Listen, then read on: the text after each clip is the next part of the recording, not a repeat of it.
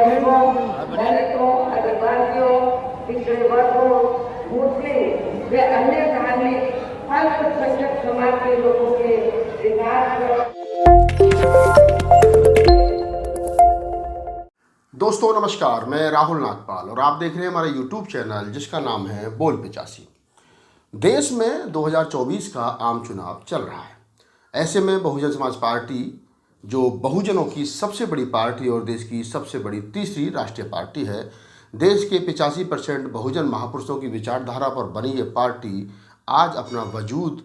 बचाने की लड़ाई लड़ रही है। मेरी बात से कुछ लोग सहमत, कुछ लोग असहमत हो सकते हैं, लेकिन मैं जो कह रहा हूँ वो कुछ तथ्यों के आधार पर कह रहा हूँ। इस पूरी बातचीत को थोड़ा सा ध्यान से सुनिए और वीडियो के अंत तक बने रहिए। मेरा इस वीडियो को बनाने का उद्देश्य किसी की भावनाओं को आहत करने का या किसी बहुजन समाज पार्टी को कमज़ोर बता करके किसी दूसरी पार्टी को फ़ायदा पहुंचाने का कतई भी नहीं है। मैं एक सच्चा अम्बेडकरवादी और एक फूले अम्बेडकरी आंदोलन का सिपाही होने के नाते पूरा एक विश्लेषण करके आपको बताने की कोशिश कर रहा हूं, क्योंकि चुनाव चल रहे हैं और मैं नहीं चाहता हूं कि मेरी इस वीडियो से किसी भी पार्टी को फ़ायदा और किसी भी पार्टी को नुकसान हो, ताकि कल को लोग ये ना कह सके कि राहुल नागपाल की वजह से बहन जी प्रधानमंत्री बनते बनते रह गई। मैं ये वीडियो बना रहा हूँ और कुछ तथ्यों के आधार पर बना रहा हूँ। आपको मालूम होगा कि जब मान्यवर साहब कांशीराम और बहन कुमारी मायावती जी बहुजन समाज पार्टी को अपने तरीके से चला रहे थे, तो खासतौर से मान्यवर साहब कांशीराम अपने तरीके से चला रहे थे, तो चुनाव से पहले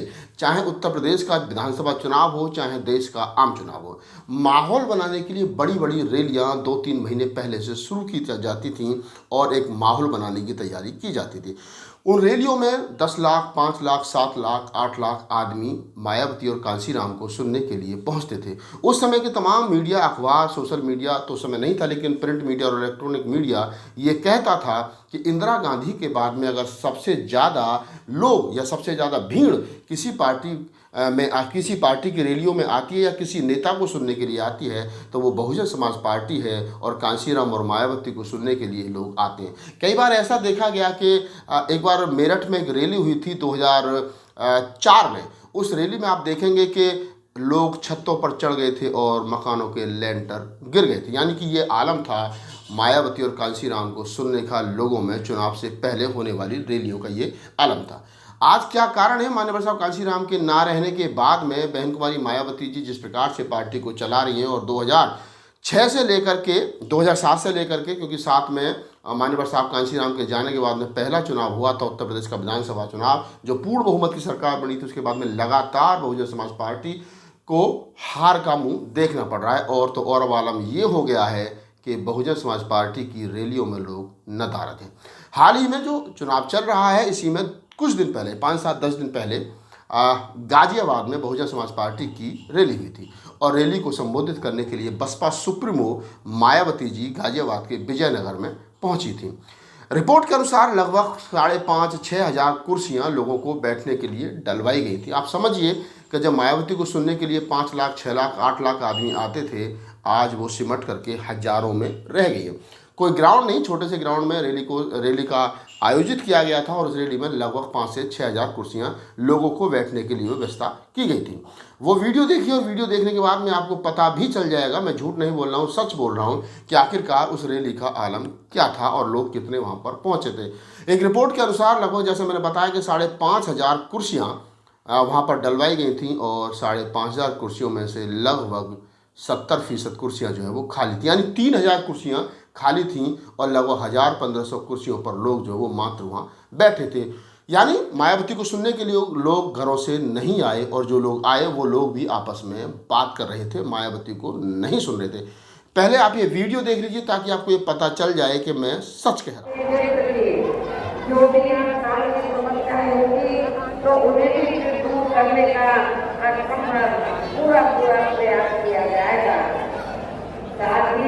यहाँ गरीबों, मजदूरों, बेरोजगारों, कर्मचारियों, किसानों, छोटे व्यापारियों एवं अन्य मेहनत लोगों के हितों का विशेष ध्यान रखा जाएगा। सर्व समाज के खासकर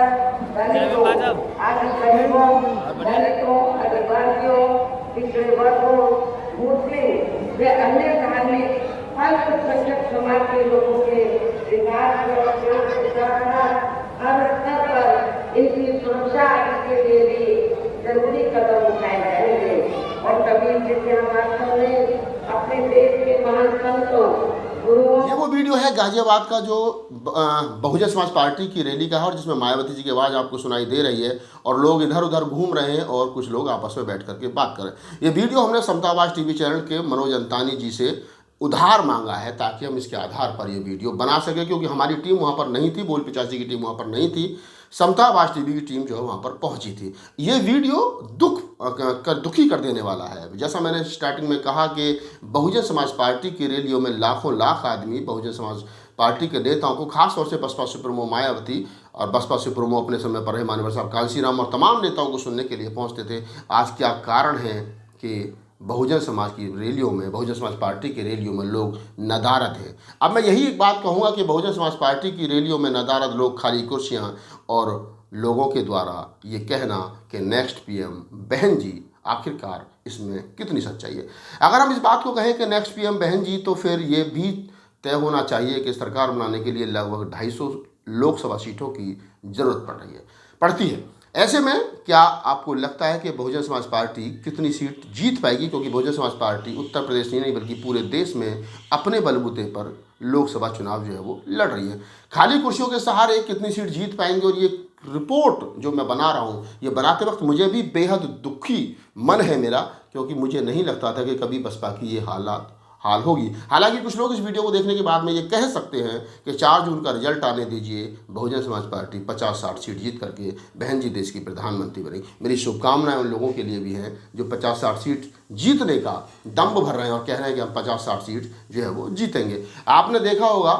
कि बहुजन समाज पार्टी की नेता मायावती जी और अभी हाल ही में नए नए नेता बने उत्तर प्रदेश में लॉन्च किए गए बहुजन समाज पार्टी के राष्ट्रीय कोऑर्डिनेटर माननीय आकाश आनंद जी, तेज तर्रार युवा नेता, बहन जी के भतीजे आनंद जी के पुत्र, और अशोक सिद्धार्थ जो बसपा के पूर्व राज्यसभा सांसद हैं, उनके दामाद हैं। आजकल वो दमदार भाषण उत्तर प्रदेश में दे रहे हैं, जगह जगह जा रहे हैं। उन्होंने अपनी पहली चुनावी जनसभा जो है वो पश्चिमी उत्तर प्रदेश के नगीना में की थी, जहाँ से चंद्रशेखर रावत चुनाव लड़े थे, क्योंकि पहले फेज का चुनाव वहीं था। 19 तारीख को वोट डाले गए थे और जिस प्रकार की भाषा का उन्होंने वहाँ पर इस्तेमाल किया, मैं कह सकता हूँ निसंकोच रूप से ये एक परिपक्व नेता की पहचान नहीं है। बल्कि चंद्रशेखर रावत ने उस समय ये जरूर कहा था कि वो उनकी परवरिश उसमें झलकती है। उनकी परवरिश किस लेवल पर हुई है आपको दिख रहा है, और मेरी परवरिश किस लेवल पर हुई है ये भी आपको दिख रहा है। तो वहाँ से आकाश आनंद ने रैलियों की शुरुआत की थी और उसके बाद में पूरे उत्तर प्रदेश में वो घूम घूम करके पार्टी के जनाधार को बढ़ाने का काम कर रहे हैं। अब देखना ये है कि बहन जी की रैलियों में खाली कुर्सी और आकाश आनंद को सुनने के लिए चंद 100-200 लोग, 500 लोग जो आ रहे हैं, 2 ही लोग मेन स्टार प्रचारक हैं। इनके अलावा आपको कोई भी पार्टी की जो मेन टीम है उसमें ना तो कोई प्रचारक नज़र आ रहा होगा और ना ही कोई नेता तीसरे नंबर पर, चौथे नंबर पर नजर आ रहा है। यानी बुआ भतीजे के कंधों पर 2024 का लोकसभा चुनाव जिताने की जिम्मेदारी है। और जो बसपा के समर्थक हैं, जो बसपा के नेता हैं, वो बहन जी को, इन्हीं 2 लोगों के सहारे बहन जी को प्रधानमंत्री बनाने का दम्भ भर रहे हैं। मेरी शुभकामनाएं हैं, लेकिन मैं इतना कह सकता हूँ जितना उत्तर प्रदेश में मैं घूमा हूँ कि उत्तर प्रदेश में बहुजन समाज पार्टी का शायद ही खाता खुल पाए। जो लोगों को लगता है कि उत्तर प्रदेश में बहुजन समाज पार्टी 25 से 30 सीट जीत रही है, उन लोगों से मेरी अपील है कि कमेंट सेक्शन में मुझे कुछ सीटों के नाम ज़रूर लिख करके भेजें जिन सीटों को बहुजन समाज पार्टी जीत रही है। मुझे लगता है कि बहुजन समाज पार्टी इस चुनाव में 2014 वाले दौर में चली जाएगी, जहां पर उसका खाता खुलना भी संभव नहीं है। दूसरी तरफ मैं आप इस वीडियो के अंत में एक बात और बताता चलूँ आप तमाम लोगों को, वो ये है कि नगीना सीट पर सबकी नज़र गड़ी हुई है, क्योंकि नगीना पर चंद्रशेखर रावत अपनी राजनीतिक पारी की लोकसभा चुनाव लड़कर के शुरुआत कर रहे हैं और वहीं से बहुजन समाज पार्टी ने चंद्रशेखर रावत के नगीना लोकसभा क्षेत्र से अपनी शुरुआत की। और नगीना लोकसभा क्षेत्र इसलिए भी महत्वपूर्ण है क्योंकि यहाँ से पिछली बार बहुजन समाज पार्टी और गठबंधन के गिरीशन जाटव जो है वो लगभग 1.5 लाख वोटों से चुनाव जीते थे। क्या इस बार बहुजन समाज पार्टी चंद्रशेखर रावत के सामने जमानत बचा पाएगी सुरेंद्रपाल के रूप में? क्योंकि यहाँ पर आकाश आनंद की रैली और बहन कुमारी मायावती की रैली, और मायावती जी और आकाश आनंद का चंद्रशेखर पर चुनावी हमला यानी जवाबी जिस प्रकार से उन्होंने हमला किया है, वो भी दिखता है कि चंद्रशेखर को लेकर के आकाश आनंद और मायावती जी और बसपा का शीर्ष नेतृत्व जो है वो कितना गंभीर है। अगर इस चुनाव में खास तौर से नगीना से मैं बात कर रहा हूँ, नगीना में अगर चंद्रशेखर रावल चुनाव जीतते हैं और बहुजन समाज पार्टी अपनी जमानत भी नहीं जिता पाती है, बचा पाती है, या फिर मैं ये कहूँ कि बहुजन समाज पार्टी से ज़्यादा वोट चंद्रशेखर रावल को यहाँ मिल जाते हैं, तो फिर ये कहना कोई बड़ी बात नहीं होगी कि मायावती की रैलियों में लोग क्यों नहीं आ रहे हैं और चंद्रशेखर रावल या अन्य किसी उभरते हुए नेता के सुनने के लिए लोग हजारों की संख्या में, लाखों की संख्या में क्यों पहुंच रहे हैं। क्या आकाश आनंद उत्तर प्रदेश में या पूरे देश में बहुजन समाज पार्टी को मजबूत कर पाएंगे, या वो बहुजन समाज के नेता के रूप में स्थापित हो पाएंगे जिस प्रकार से बहन जी चाह रही हैं। बहुजन समाज पार्टी के ही बहुत सारे लोग हैं, वो ये कहते हैं कि आकाश आनंद को बहुजन समाज पार्टी की राजनीति सौंपने के लिए और उनको स्थापित करने के लिए तमाम नेताओं को दरकिनार कर दिया गया, क्योंकि बहन जी चाहती हैं आकाश आनंद को कि स्वीकारता समाज में बढ़े। हालांकि ये समाज तय करेगा कि वो किसको नेता मानेगा, किसको नेता नहीं मानेगा। लेकिन 2024 के चुनाव में मेरी दिली इच्छा है कि कुछ लोग चुनाव जीत करके लोकसभा पहुँचें, चाहे वो इंदु चौधरी हो, हमारी साथी हैं, चाहे वो चंद्रशेखर आज़ाद हो, चाहे पप्पू यादव हो, और वो लोग चाहे कन्हैया कुमार हो, तेज तर्रार नेता हैं, ये तमाम लोग जो चुनाव लड़ रहे हैं, इनको जीत करके लोकतंत्र को मजबूत करने के लिए लोकतंत्र की मुखर आवाज बन करके जाना चाहिए, ताकि लोकतंत्र मजबूत हो, संविधान बचे, और जो लोग अपने परिवार और अपने पैसे और